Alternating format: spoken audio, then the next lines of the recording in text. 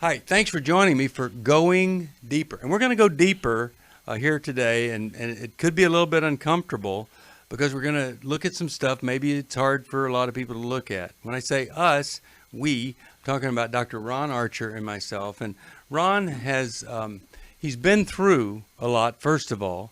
You've come out of a lot. And it's so wonderful to see someone like Joseph, who, you just couldn't get much more mistreated than Joseph. And he always just kept the faith, saw God's perspective. And that's the way I view you, Ron, in so many ways.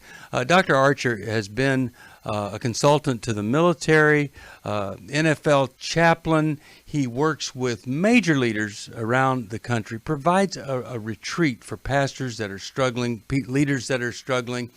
He's raised millions of dollars for the pro-life movement, especially the resource centers for women all over the world.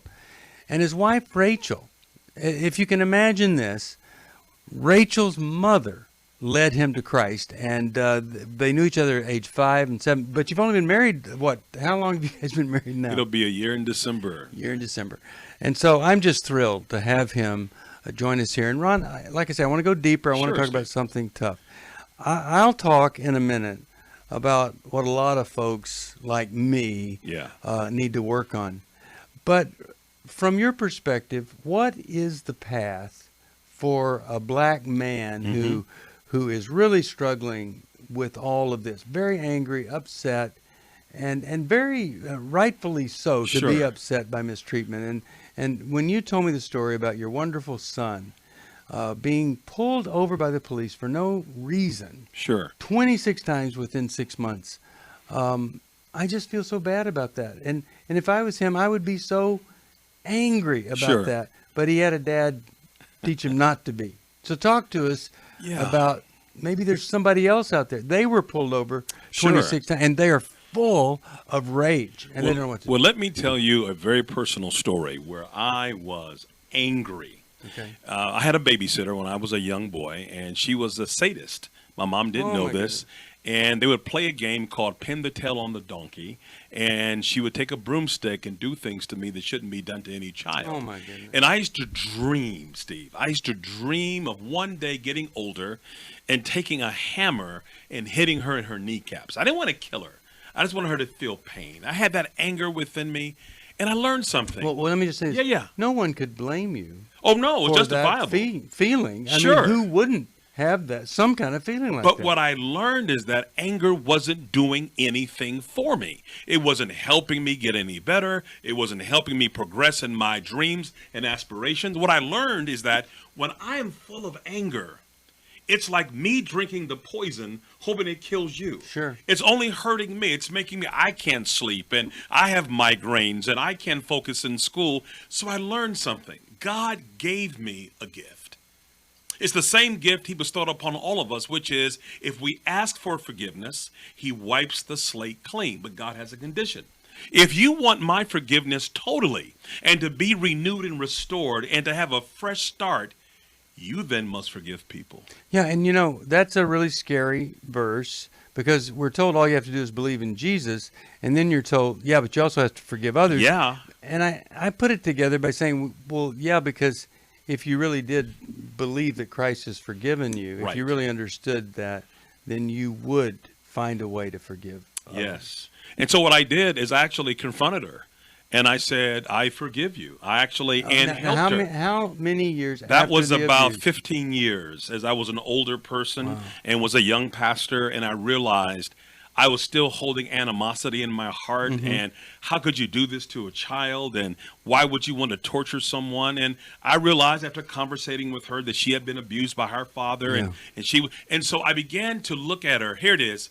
As a human being, not just as the woman that hurt me, and that she'd never been loved in life, and that God gave me the obligation and the privilege to love her, to love her with his love. And what happened from it? Did she admit she did it? She said she was, she had problems. She was a drinker and all of that, and that she really hated men. So any boy that she was around, that she had power over, she wanted to do to them what was done to her. Okay.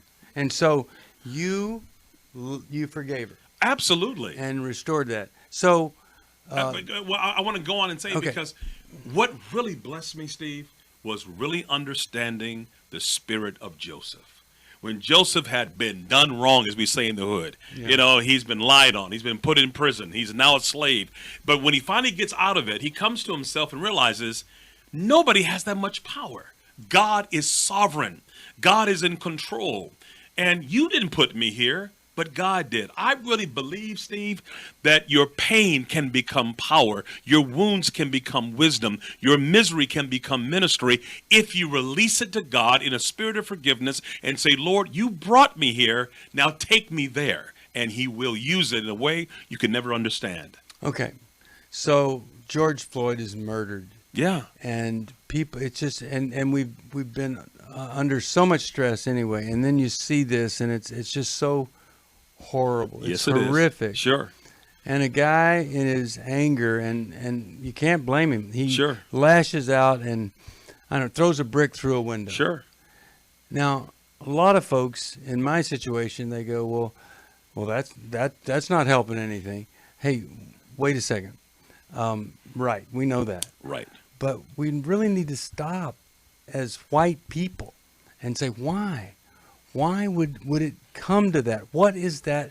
What's behind that? What is Yeah. that feeling? So that's what we need to do. Sure. But what would you say to that guy that threw that brick? One, the same word for crisis is opportunity. Yeah. And that, guess what? People, for the first time in many cases, willing to listen to you, willing to understand your plight in your journey. What has been closed off to us for many decades and years, the door has been opened for dialogue and understanding and restitution and getting to some kind of closure on this issue. So don't miss it. Don't be so angry you miss the miracle. You miss remember, every miracle in the Bible began as a problem. Yeah. Okay, somebody was blind, somebody was crippled, somebody was lost, somebody was drowning, somebody was bleeding. Remember that. Every miracle began as a problem. And so this can be a miracle if we don't waste the opportunity and start to dialogue and say, you know what? For the first time, it's different. People are really willing to talk about this and do something to make things better. I know that the resentments I've had in my life, Yes. and nothing to resent compared to some of the things Sure. that you have been through and others have been through.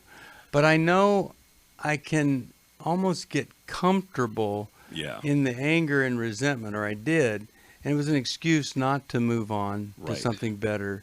And what a great thing when somebody comes along with a helping hand or a little encouragement Sure. and says, look, I get it. I understand why you would be so angry, but let's keep going. You know, Dr. King said a riot is the voice of the unheard. And there's a technique we use in our particular ministry to help people who are angry. It's called the PAR method. You probe with non-threatening questions to understand before being understood, right? So you want to understand. Then secondly, you align with them to validate their reality. Alignment doesn't mean you have to agree or you have to even confirm that is what you believe, but it's letting them know, I hear you. I feel you. I'm with you. And we're going to find a way to resolve this. Then you can raise the level of communication and expectation. Remember, every single person you ever meet in this world has a tattoo across their forehead that's invisible. MMFI. Make me feel important. You do that, people are willing to talk to you. Well, your helpful PAR program Yes. is different than our JAR program. And so often we do the JAR method, Yeah. which is judge you, antagonize Oh, you, boy. and resent you for Yes. the rest of my life. Yeah. Now, you take your pick. Which one is it? I mean, the JAR, you could say, well, yeah, that's what I've done all my life. I judge people. I'm angry. I antagonize them. I resist anything, or I resent everything about them. And where in the world does that get you? And then you might say, man, it's not easy to forgive. Right. No, it's not. But here's my example. You talk about a leader You know, Jesus was a great leader, right? For 3.5 years, Yes. he's training up his guys, you know, and they're watching. They're not just in college. They're watching miracles, man. Yeah. Folks being raised from the dead, walking on water, tell Mother Nature, shut up and take a chill pill. I mean, he's busy doing some great stuff. right. And so at the moment of truth, when he really needs him, one denies him, one betrays him, one doubts him, and all but one deserts him. And as he's hanging in the agony of his cross, he says, really about his disciples as well, Father, forgive them. Yeah. They don't know what they're doing. You know, they don't know. And if he can do that in the midst, we are most like God when we forgive those who we believe may be unworthy to be forgiven. But it frees you. Oh, my goodness. I'm telling you, man, it just sets you free to dream and become and be innovative and creative. It really is for you to let it go so you can grow. It's absolutely healing to your head, your heart, your hands, and your habits. Be like Joseph. He said, you didn't put me here. God did. Why? To save many lives. And lastly, you forgive because, Steve, what it does for us, when we forgive those who really are not forgivable, let's say, you are proving to people that there is a Jesus. Amen. Oh, come on, man. Yeah. That'll preach, Yeah, huh? it will. And then, you know, for us folks who have never been in through any of the kind of racial prejudice, judgment, torment, you know, we need to be not like Joseph, but like Paul. He was part of the problem. He was persecuting, killing Christians, and then he becomes part of the solution. That's what we need to do. And when you said that Jesus said to them, forgive them, they know what they're doing. That's right. I think a lot of us white folk, that we do know what we're doing. Right. But there are others you really don't. You don't see it. No. And so I'm just going to ask you, challenge you to go a little bit deeper and say, what do I do to kind of not go deeper? Like I stop at the point of, well, if they're going to riot, you know, that's Sure. Okay. Yeah, but what's beneath that? Another statement I hear is, well, not all police officers are corrupt. You know, those just a few. Well, you know, I fly Delta, and I'm sure glad their policy isn't. Well, we got a few bad pilots, but the rest are really. You know, we gotta. That's good. We gotta understand that this is not justice. And being raised in America, where we are equal, it's not the Right. same equality. And so I want to go a little deeper. But can I my say own this, heart. Dave? Yeah. I am hopeful. Yeah. Can I tell you that? As an African-American man who's been through some stuff in this country, America's special. Let me tell you what I know. I've lived all over the world, in Africa and Europe.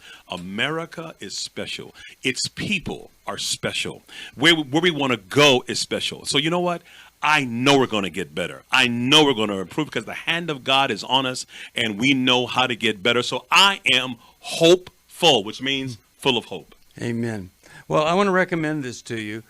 What Believe Can Do. It's Ron's book, and he's just a blessing to my life. His wife Rachel, a blessing to my life, and to my wife Misty also.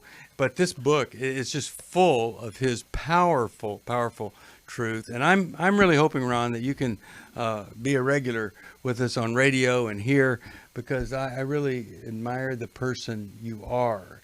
A lot of people have only seen you on a stage giving a talk that would make Right. you weep or want to transform everything about yourself. But in person, you're a pretty amazing guy. And I just am Oh, so you're too glad I kind. got to spend time Make with my you. hair fall out. Exactly. So if you need some help, you call us at 1-800-NEW-LIFE. I can't encourage you more to grab a copy of this book. But going deeper today, we're just saying, take a look at some of the things that have come into your head as all of this tension has surfaced. But can I say this? Yeah. Steve is modeling something.